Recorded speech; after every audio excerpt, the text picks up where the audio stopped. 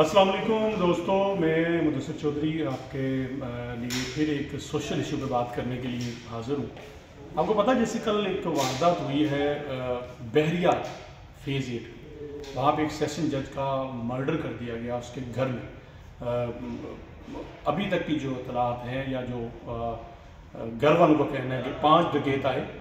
एक डकैत ने उसके बच्चे के सर पे गन रखी और लेके वालिदैन के सामने आए और जज साहब ने उसके रिएक्शन में जो है गोली चलाई। एक ज़ख्मी हुआ, वो पकड़ा भी गया, लेकिन उधर से जब एक डाकू ने गोली चलाई तो वहाँ यहाँ अभी तक जो इतलात है गर्दन में लगी और वो मौके पे ही उनकी शहीद हो गए। अभी तक कल उनका जनाजा था, रात उनका रावलाकोट में जनाजा था। एक वाक़या सिटी हाउसिंग, ये भी बहरिया से रिलेटेड है, वहाँ हुआ। ये खबरें तो आपने पढ़ ली कि कल एक परसों मर्डर हुआ, एक प्रॉपर्टी डीलर का सिटी हाउसिंग जेलम में, और एक बहरिया में कल हुआ।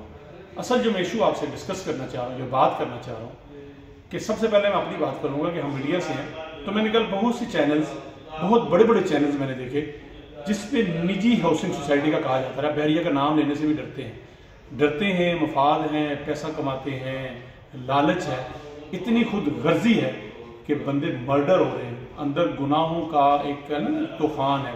कल मैं एक इंटरव्यू भी सुन रहा था सिटी हाउसिंग झेलम का, वहाँ पे बुजुर्ग बारिश लोग वो कह रहे थे कि पता नहीं लोग कहाँ से आ गए, इतनी इन्वेस्टमेंट इन्होंने कर ली है, अंदर शबाब, कबाब, बुरी चीज़ें, हर कुछ हो रहा है, लेकिन कोई पूछने वाला नहीं।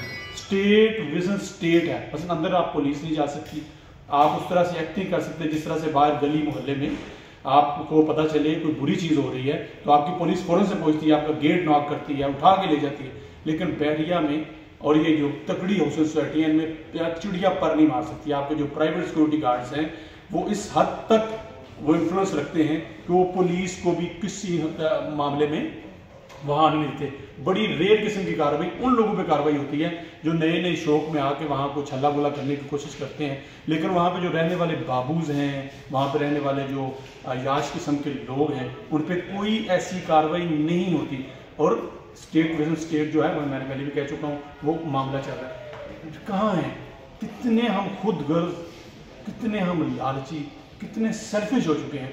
और मैं उन लोगों के लिए ये मैसेज देना चाहूँगा कि जिनका ख्वाब होता है कि इन जैसी बड़ी बड़ी सोसाइटीज़ में जाएं, हमारा 5 मरले का, 7 मरले का, 10 मरले का, इतनी जो दरमियाना बंदा है उसकी इतनी ही औकात होती है सारी उम्र पैसे इकट्ठे करके, अगर वो ठीक तरीके से कमा रहा है, अल्लाह ताला उसको ठीक से पैसे दे, तो इतने कमा के, हाँ वो 2 नंबर का पैसा है तो फिर तो आप बड़े बड़े फार्म हाउस जो मर्जी कर सकते हैं। लेकिन मैं ये नहीं कहता कि सारे 2 नंबर कमाते हैं। एक ख्वाहिश होती है कि आप 5-7 मरले का मकान जो है इन बड़ी हाउसिंग सोसाइटीज़ में कर लें। यकीन मानिए, अगर आपने इन हाउसिंग सोसाइटीज़ में रहना है, अगर आपने यहाँ पे आके अपनी ज़िंदगी चाहते हैं गुजारना, तो आपको उतना तगड़ा भी होना चाहिए ताकि कल को आपके बच्चे, आपकी फैमिलीज भी सिक्योर हो। आप वहाँ पे जब आपके किसी बाबू के बच्चे से, किसी तगड़े अफसर के बच्चे से, किसी तगड़े कारोबारी बिजनेसमैन के बच्चे से आपके बच्चे की छोटी मोटी रंजिश हो, तो आप भी इतने मजबूत हों कि आप मुकाबला कर सकें। आप कम से कम अदालती कार्रवाई के लिए, थाने कार्रवाई के लिए, और जो लोकल सिक्योरिटी है, हमने पिछले दिनों में देखा खातून जो है वो बहरिया लाहौर में आई थी, वहाँ पे उन्होंने अपने गार्ड्स के साथ अमेरिका पर खवातीन को मारा, कोई पूछने वाला नहीं उसका क्या हुआ।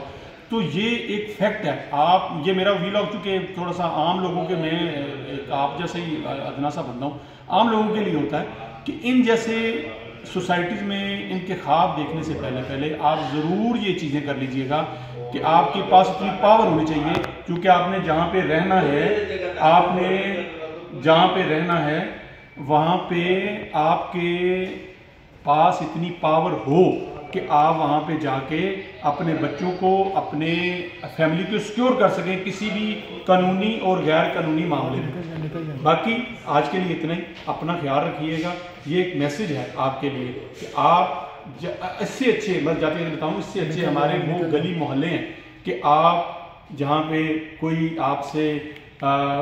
आपसे गलत हरकत करने की कोशिश करे, गैर कानूनी अमल करने की कोशिश करे, तो आपका पूरा मोहल्ला इकट्ठा हो जाता है। आप लोग वहाँ पे, आपका एक इर्द गिर्द आपके जाल बुन दिया जाता है, आपके दोस्तों का, अहबाब का, जहाँ आप रह रहे होते हैं। इन सोसाइटीज़ में यकीन माने ایک طرف واردات ہوتی ہے، وقتی طور پہ 2 لوگ اکٹھے ہوتے ہیں، اس کے بعد میں نے عموماً دیکھا ہے، یہ بڑے شہروں کی بات کر رہا ہوں، کہ دعا مانگنے کے لیے وہی 2-4 لوگ ہوتے ہیں، بلکہ میرے پاس اس طرح کی مثالیں موجود ہیں کہ بچے خود کہہ رہے ہوتے ہیں کہ باڈی کو رات کے لیے آپ ہاسپٹل میں رکھ لیں، صبح ہم لے جائیں گے۔